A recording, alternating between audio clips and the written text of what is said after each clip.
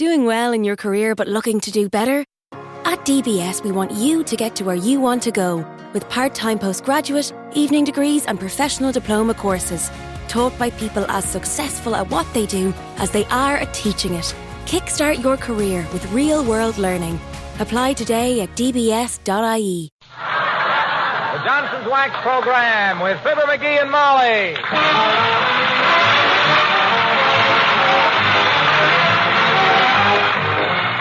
The makers of Johnson's Wax and Johnson's Self-Polishing Glow Coat present Fibber, McGee, and Molly with Bill Thompson, Gail Gordon, Arthur Q. Bryan, and me, Harlow Wilcox.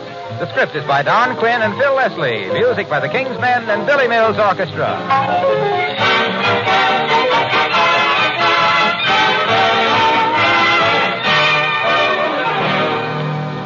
You'll see something new in your kitchen. Polishing floor wax. Glow Coat's got a glow that's brighter, far brighter than before. And you'll double your pleasure when it brings new zest and sparkle to the whole room. Because there's a new glow in this self-polishing floor wax. Glow Coat's got a glow that's brighter, far brighter than before. And you'll double your pleasure when you use it because Johnson's Glow Coat shines itself. That's right. Goes right ahead and produces its own brilliant luster without any help from you. Just pour a little Glow Coat on your linoleum, spread it out, let it dry. That's all you do to get a gleaming finish in 20 minutes. And that Glow Coat finish is more than beautiful to look at. It protects your linoleum against dirt and spill things. Easy to clean, too.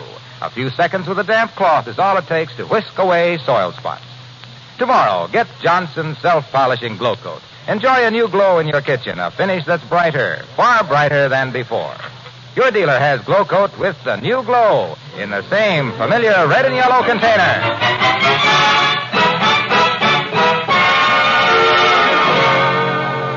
Well, with appetites at 79 Wistful Vista what they are, and meat prices what they are, any friend who drops in with 3 pheasants to be cooked for dinner rates a 21-gun salute, the Good Neighbor Medal with bay leaf cluster, and the tender, loving regards of Fibber, McGee, and Molly.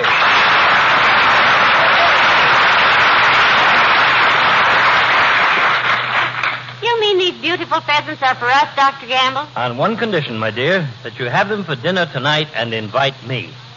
Well, Docky, for once in your life, you're as welcome as 4 choruses of a tree in the meadow to a lonesome Airedale. Well, thank you.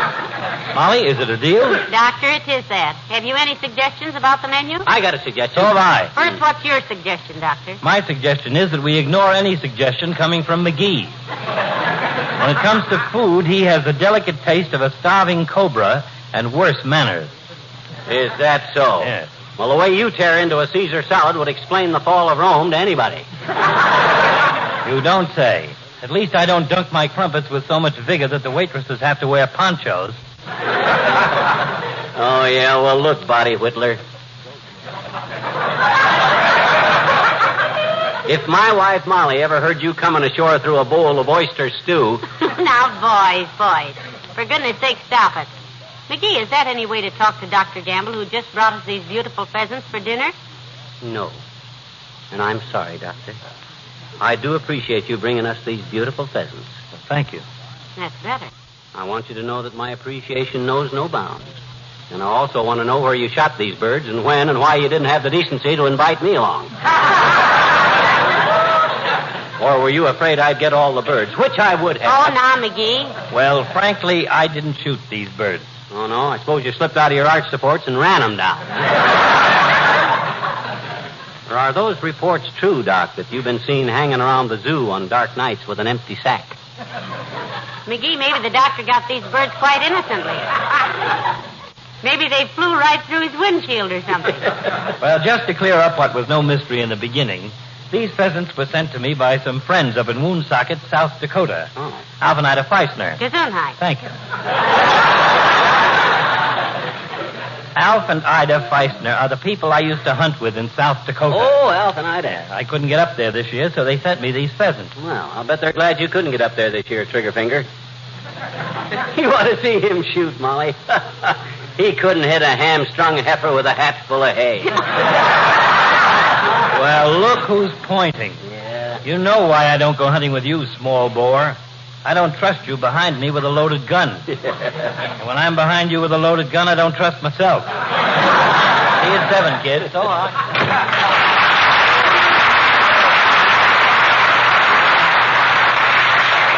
Oh, my goodness. Aren't these beautiful pheasants, McGee? And all dressed and ready to cook. Yeah, that's going to save me a lot of trouble, kiddo. I'm going to use an old Indian recipe on these babies. You get the yams and the salad and the pie going, Snooky, and leave these birds to me. Now, wait a minute. Did I understand you to say you were going to cook these pheasants? Yes, sir. There's a certain way of cooking game birds that's terrific, if it comes out right. You just roll them in a thick ball of clay, bury them deep in a bed of glowing coals till done, then crack off the clay and No, pan. McGee, please, no. Let me cook these birds. Why, what's the matter? You think I didn't know anything about cooking? Hey, where's my modeling clay? I think I got enough wrapped up for all 3 of these birds with 2 inches of clay. Then I'll build a deep fire in the fireplace. Come in. Hello there, kids. I was just... Hey, where'd you get the pigeon? Those aren't pigeons, old-timer. No, those are... I love pigeons, kids. Used to race pigeons when I was a young man. Never could beat 'em, though. Flew too fast. I remember I had me a homing pigeon once. He'd find his way home from any place. Ever know why all pigeons have red rims around their eyes, kids? It's from trying to read roadsides from 3,000 feet up. Trying to read roadsides from 3,000 feet up. Well, sir. Hey, listen.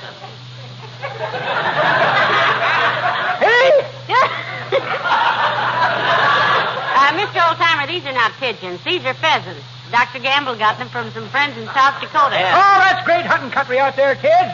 There's so many birds out there, it ain't considered sport to look where you're shooting. The minute you hear a bird go up, you shut your eyes, point your gun up in the air, and pull the trigger. You ever get any pheasants that way? Pheasants?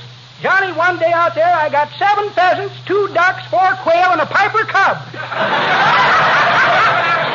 Well, of course, I'm just an amateur, but I have a theory that it's better to shoot with your eyes open. Well, I think so, too. Of course, I've done a lot of trap shooting, and You've done a lot of it. Why, kids, when I was in the CBs, we used to rig us up a blanket on a bunk every night, turn on some flashlights, and shoot traps till daylight.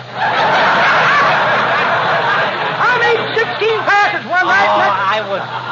I was talking about trap shooting, not trap shooting. Although you can get hurt either way if you don't know they're loaded.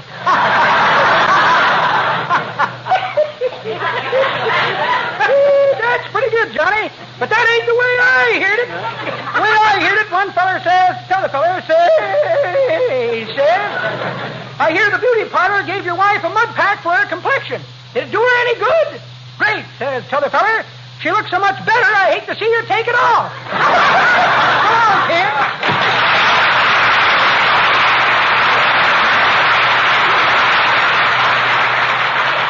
Well, I got to get busy building a fire in the fireplace and whip me up a bed of hot coals, and then I got to find my modeling clay and roll those pheasants in the modeling clay. Now, please, McGee, let Mother cook the pheasants. Huh? You can try your mud ball method some other time. There'll never be a better other time than right this time now there is now, Snooky. Look, you get some clean cheesecloth and wrap the birds up good for me, will you? Oh, dear. Then I'll cover them with thick clay, bury them in a bed of coals, and baste them every 15 minutes with hot ashes till they... Hey, where'd you say my modeling clay was? I don't know, and what's more... Oh, I know. It's right here in the hall. No, dearie, don't open that...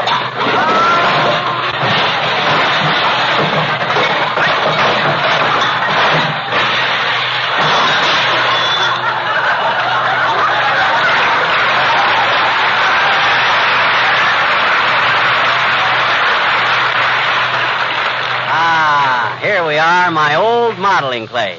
Well, you wrap the birds in cheesecloth, kiddo, and I'll build a fire.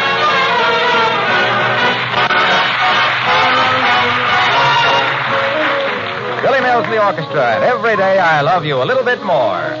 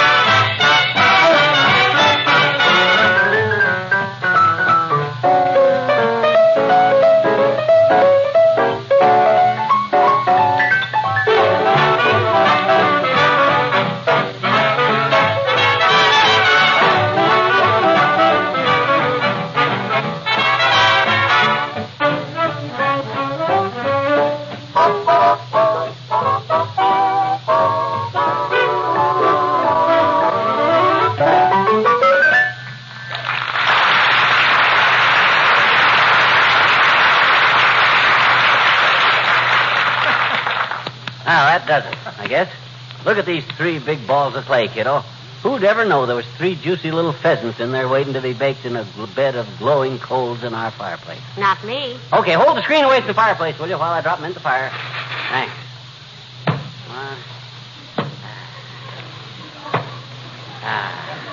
There we are. There. Now just watch those babies roast.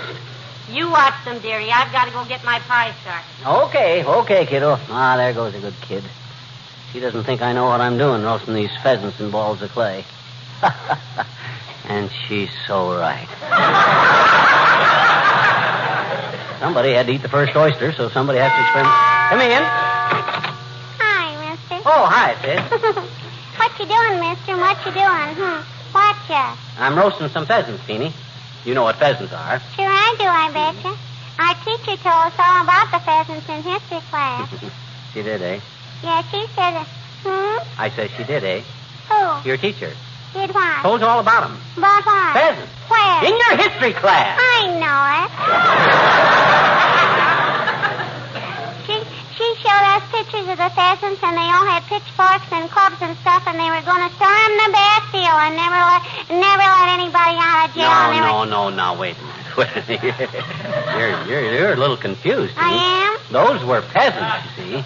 These are pheasants. Oh? They're birds, sort of like a partridge or a guinea hen. Oh? Gee, they look more like a mud hen. Where'd you get them, mister? Somebody sent them to Doc Gamble from South Dakota. Great pheasant country. I know it, I betcha. Mm-hmm. I've seen pictures of them with pitchforks, and they were going to storm the Bastille, wait a and minute. they were... I'm talking about pheasants, not peasants. We got no peasants in this country, Teeny. We got poor people and rich people and country people and city people and all kinds of people in between, and anybody can try for something else anytime they want it, you see. I know it. Yeah. My teacher said that, too, when she was telling us kids about the Pilgrims. Oh, she tell you about Captain Miles Standish and Priscilla and John Alden? Were they pheasants? No, they were pilgrims. Oh. Gee, tell me about them, mister, will you? Will you tell me about them? Well, I'll give you the yarn briefly. You see, this Miles Standish was toting the torch for Priscilla, see? But he didn't have the moxie to ask the $64 question, so he sends Johnny Alden to ask her instead, you see? And that was like sending a Doberman Pinscher for a pound of hamburger.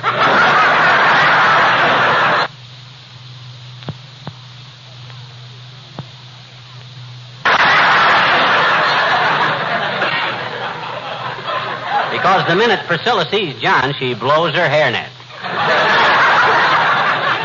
Yes, sir, she fell for him like hot tears from a sad giraffe. When he asked her why she didn't middle aisle it with Miles Standish, she says, why don't you speak for yourself, John? You know what the moral of that little story is, sis? Sure I do, I betcha. You do? Sure.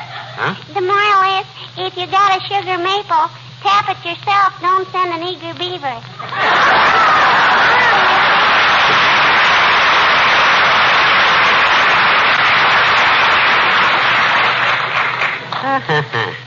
Precocious child. Hey, Molly, got your lemon pie all made? Everything's under control, dearie. How are the mud balls doing? Just look at them. Snug as 3 thugs in the jug. That's one of the best things about this method of cooking. You don't have to keep prodding and poking at them. Just put them in the hot coals and let nature do the rest. Hand me that poker, will you? I'll nudge them around a little. Here you are. Thanks. Get a whiff of that. I still think that's an odd way to cook wildfowl. Just what is the advantage over the old-fashioned electric oven? Why, this method of cooking was invented by the Osage Indians, my dear. It was? And where are the Osage Indians today, you ask? Well, I reply with some dignity, they're sitting out there in Oklahoma getting filthy rich off of their oil wells. And how did they discover those oil wells? Oh. By digging for clay to cook with.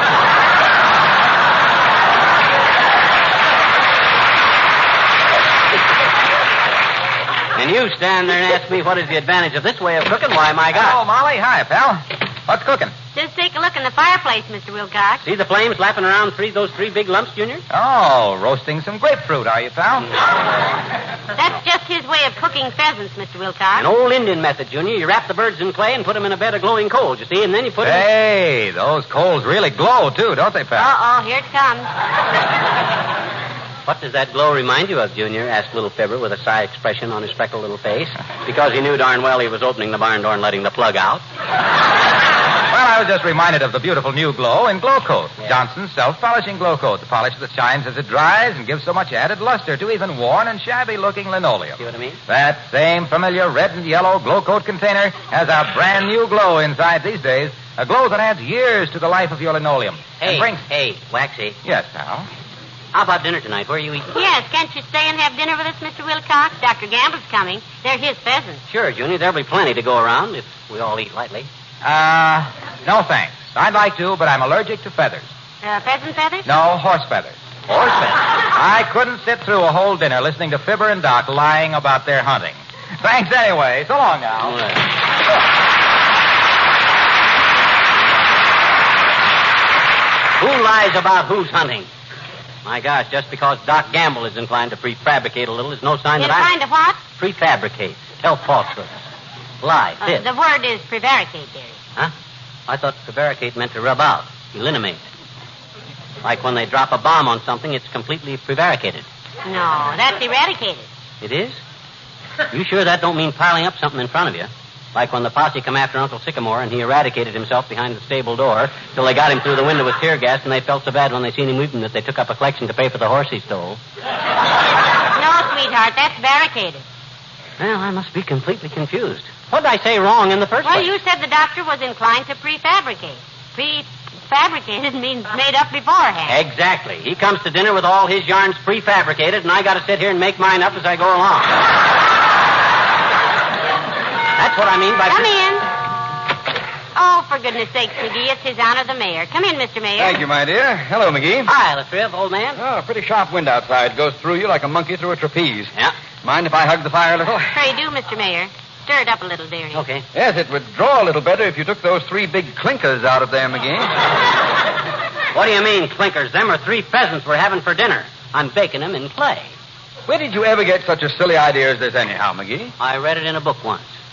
The name of it was Fred Fearless, the fortune teller, burned at the stake by Apaches. Or medium and charred. It was a dime novel. You were overcharged. Didn't you ever read dime novels as a boy, Mr. Mayor? Oh, yes. I was always a great reader. Always had my nose in a book.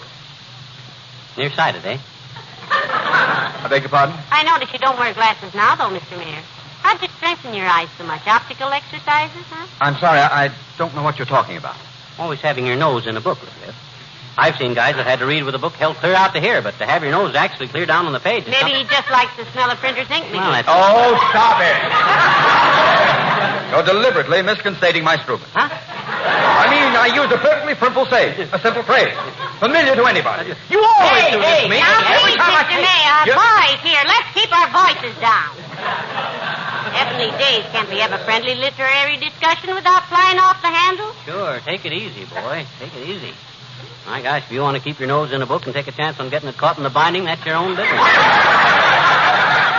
You're Snozzola, kid. We just thought of... I tell you, I do not breed rooks. Huh? I read brooks. No. With my bind caught in a berry, buried in a booking, I merely made a simple sum. No. A simple Timothy. No. When I said my bear was solid, my book was nosed. No.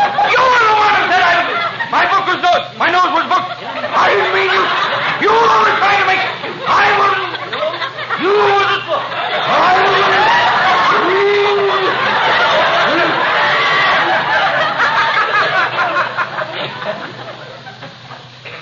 McGee? Yes? Next time you go hunting, stop by the city hall. I have a present for you. Something I'd like to pin on your hunting jacket. Oh, swell, Latriv. What is it, boy? A medal? No, a target. Good day.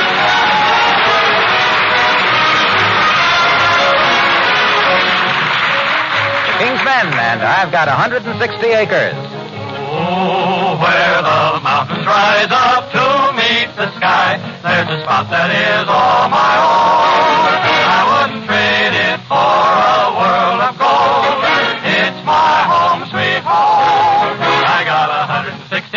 acres in the valley.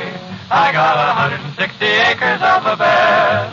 I got a coal stove there that'll cook 3 square, and a bunk where I can lay me down to rest. I'm up at dawn to greet the sun. Howdy, son. I've forgotten what a care or worry means. I head for home when day is done, and the pocket money jingling in my jeans. What money? I got 160 acres full of sunshine. I got 160 million stars above. I got an old paint horse. I'm the guy who's boss on 160 acres that I love. And I'm gonna do some living out here where the West is always given. Living at its best where a man's got time to take a look around. That's why I'm so happy that I found my 160 acres next to heaven. There's 160 reasons to be glad. Got a lazy stream and some time to dream. And I want to tell you, brother, that ain't bad. I'm up at dawn to meet the sun. I forget to have a worry or a care. And every night when day is done, I'm richer than the richest millionaire. I got 160 acres full of sunshine. I got 160 million stars above. I got an old paint house. I'm the guy who's boss on 160 acres that I own.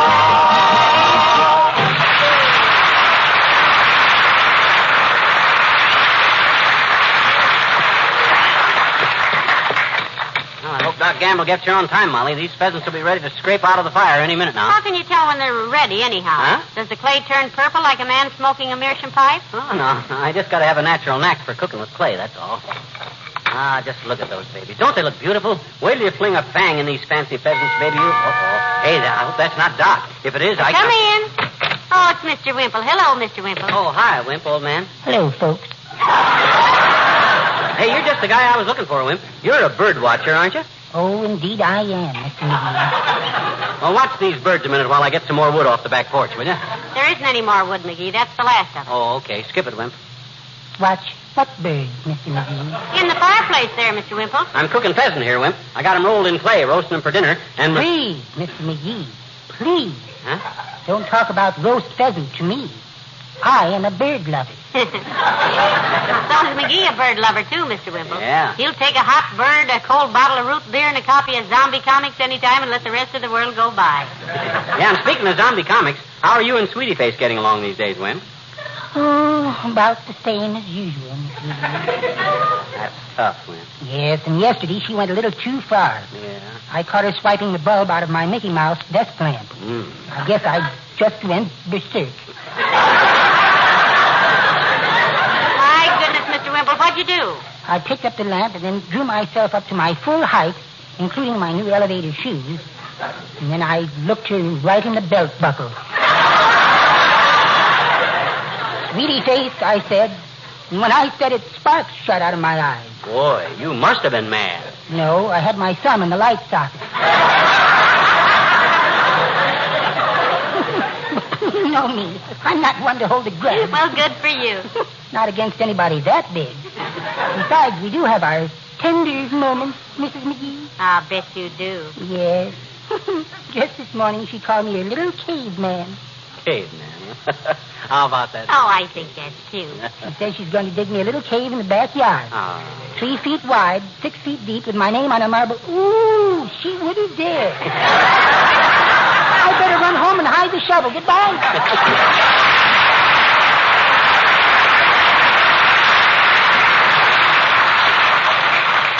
Speaking of shovels, hand me the coal scoop, Molly. These pheasants are ready to go. I'll take them out to the kitchen sink and bust them open out Cold there. shovel is right there, dearie. Help yourself. Oh, thanks.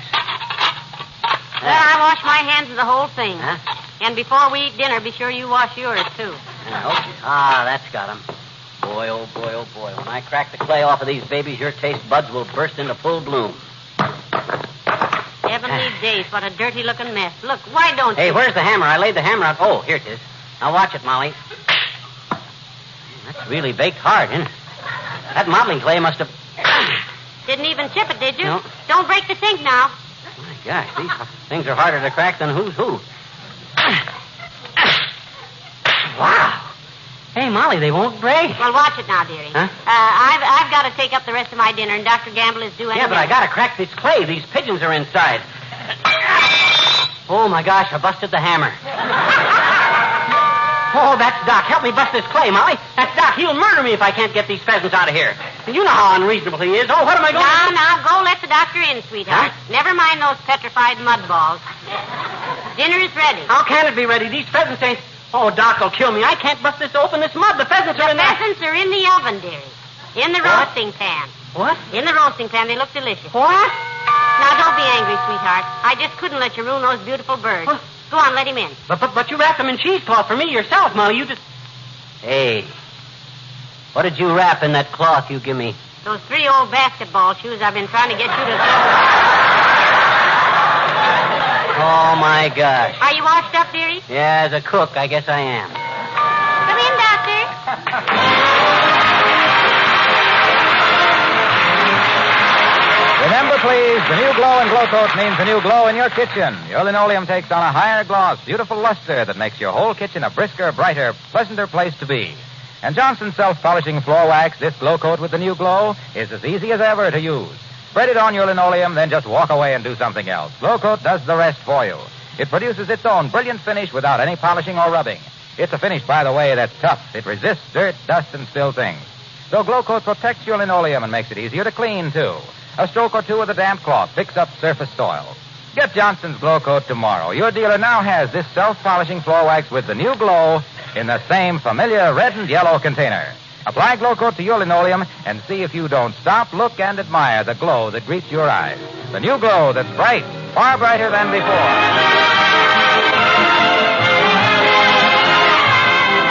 Boy, I thought Doc Gamble would never go home, Molly. He seemed to enjoy himself, though, didn't he? Well, he should have enjoyed himself the way he shoveled in that pheasant. My gosh, did you ever in all your life see a guy eat like he did? Yes, once. When? Tonight. Who? Oh. Good night. Good night, all. The makers of Johnson's Wax and Johnson's Self-Polishing Glow Coat in Racine, Wisconsin, and Brantford, Canada bring you Fibber, McGee, and Molly each week at this time, and Fred Waring on Monday and Wednesday morning. Be with us again next Tuesday night, won't you? Good night. This is NBC, the national broadcasting company.